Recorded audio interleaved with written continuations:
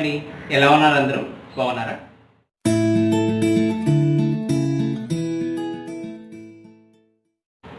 ముందుగా తెలుగు వాళ్ళందరికీ నా నమస్కారం.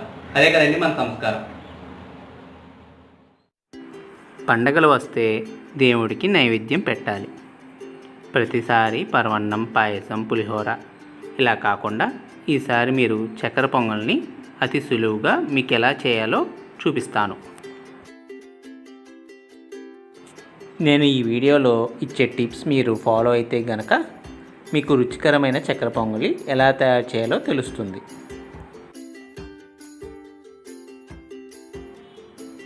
కమ్మనైన చక్కెర పొంగలికి కావాల్సిన పదార్థాలు: 1 కప్పు బియ్యం, అరకప్పు పెసరపప్పు,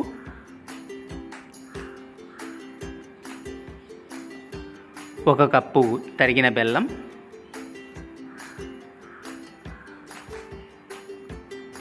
అరకప్పు పంచదార, 1 కప్పు ఎండు కొబ్బరి ముక్కలు, కిస్మిస్, యాలకులు, జీడిపప్పు మరియు నెయ్యి. ముందుగా ఒక ప్యాన్ తీసుకోండి. దానిలో పెసరపప్పు వేసుకోండి. ఇది సన్నటి సెగ మీద వేయించుకోవాలి.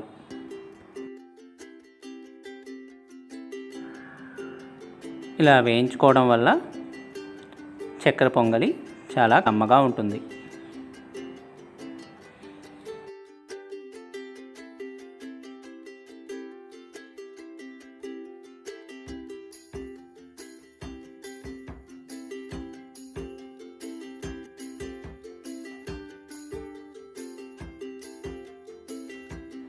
ఇలా ఎర్రగా అయ్యేంత వరకు వేయించుకోండి.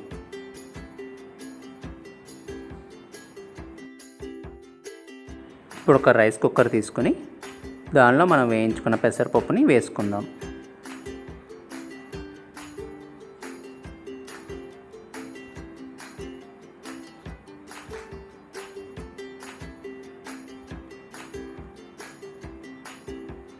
ఒక కప్పు బియ్యాన్ని కూడా వేసుకోవాలి.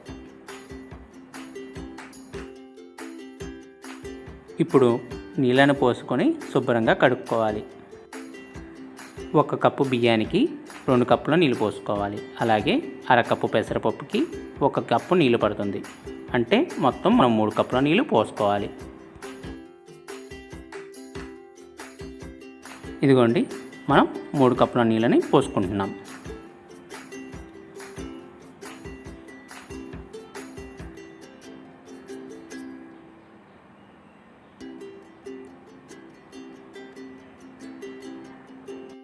కుక్కర్ మూత పెట్టుకుని స్టవ్ ఆన్ చేసి 3 విజిల్స్ వచ్చేంత వరకు అట్టి పెట్టుకోవాలి.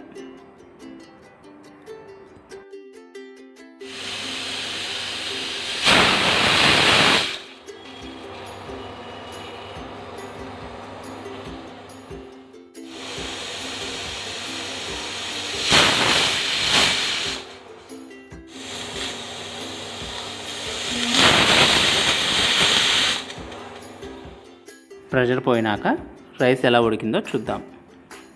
ఇలా ఉడికితే సరిపోతుంది.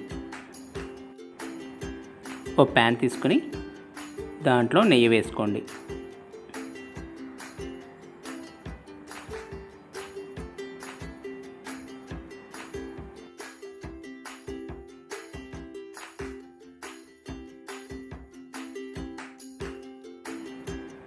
ఇప్పుడు నెయ్యి వేడెక్కినాక ఎండు కొబ్బరి ముక్కలను వేయించుకోవాలి.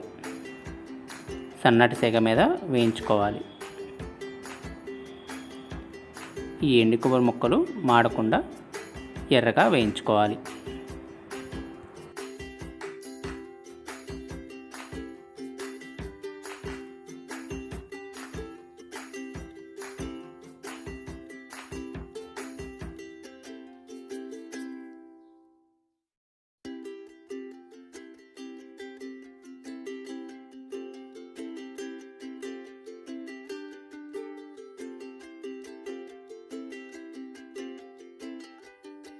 ఇలా వేయించుకున్న ముక్కలని ఒక ప్లేట్లోకి తీసుకుందాం. ఇక్కడ ఒక స్మాల్ టిప్ చెప్తాను మీకు, నేను ఫాలో అయ్యేది. వేయించకుండా ఎండు కొబ్బరి ముక్కల్ని సగం మిక్సీ పట్టుకోవాలి. మిక్సీ జార్లోకి ఎండు కొబ్బరి ముక్కలను వేస్తున్నాను.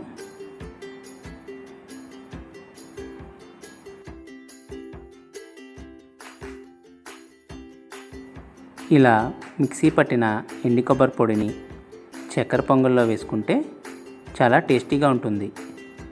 ఇది నేను ఒకసారి ఇలా ట్రై చేశాను. అప్పటి నుంచి నేను ఇలాగే ప్రిపేర్ చేస్తున్నాను.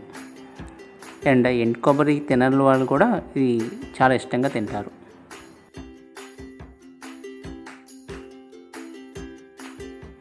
తర్వాత అదే నేతిలో జీడిపప్పులను వేసుకోవాలి. సన్నటి సెగ మీద వేయించుకోవాలి.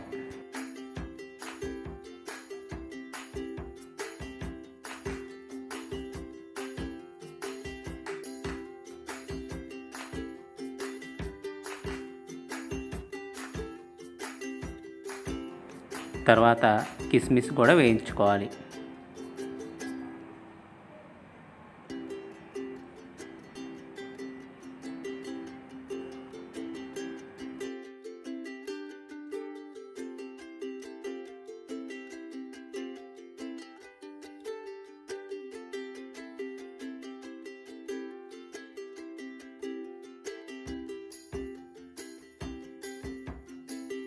ఇప్పుడు అదే ప్యాన్లో తరిగిన బెల్లాన్ని వేసుకోవాలి. అరకప్పు పంచదారను కూడా వేసుకోవాలి. ఇప్పుడు కొద్దిగా నీళ్ళను పోసుకోవాలి.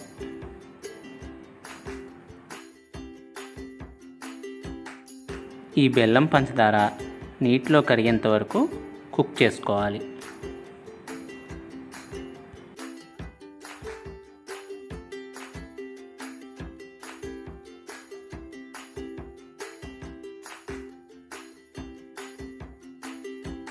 ఇప్పుడు బెల్లం పంచదార కరిగిన నీళ్ళని మళ్ళీ వడగొట్టుకొని అదే ప్యాన్లోకి తీసుకుందాం.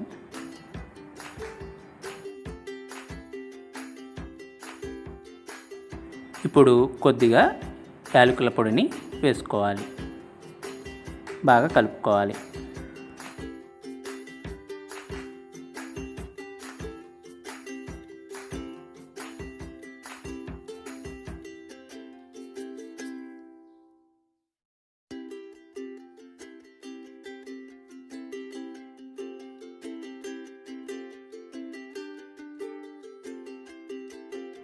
ఇప్పుడు మనకి తీగ పాకం రావాలి. చూస్తున్నారు కదా, ఈ వీడియోలో చూపించినట్టుగా తీగ పాకం రావాలి.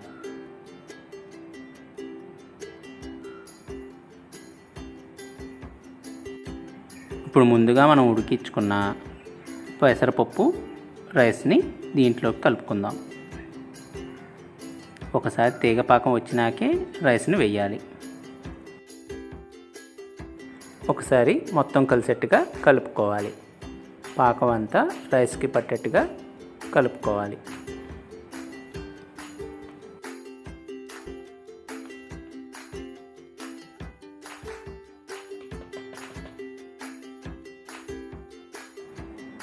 మీకు ముందుగా చెప్పినట్లుగా నేను ఫాలో అయ్యే టిప్, ఎండు కొబ్బరి పొడిని ఈ చక్కెర పొంగల్లో వేస్తున్నాను.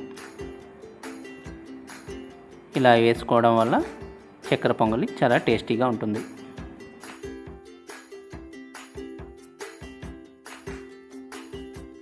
అలాగే వేయించుకున్న ఎండు కొబ్బరి ముక్కలు కూడా దీనిలో వేసుకోవాలి.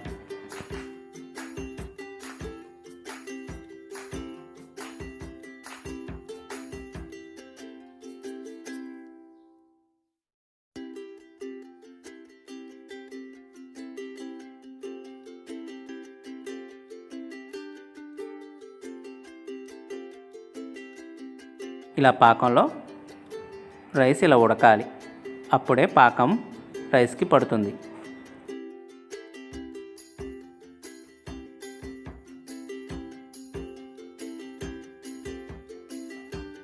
అలా పాకం పట్టాలంటే మనం మూత పెట్టుకోవాలి. ఒక 5 నిమిషాలు మూత పెట్టి రైస్ని ఇలా పాకంలో మగ్గిస్తే చాలు. కమ్మనైన చక్కెర పొంగలి రెడీ అయినట్లే.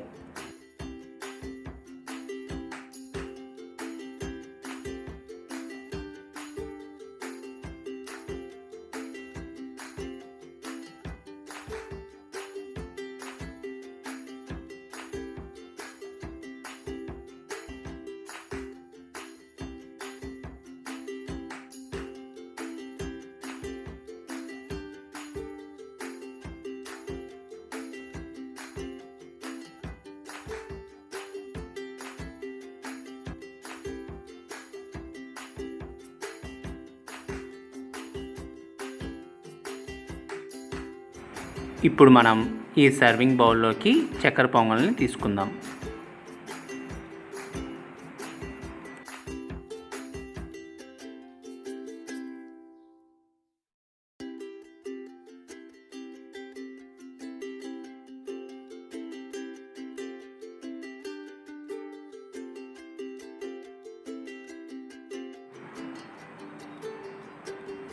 ఈ చక్కెర పొంగల్లో మనం ఎంత నెయ్యిని వేసుకుంటే చక్కెర పొంగలి అంత రుచికరంగా ఉంటుంది.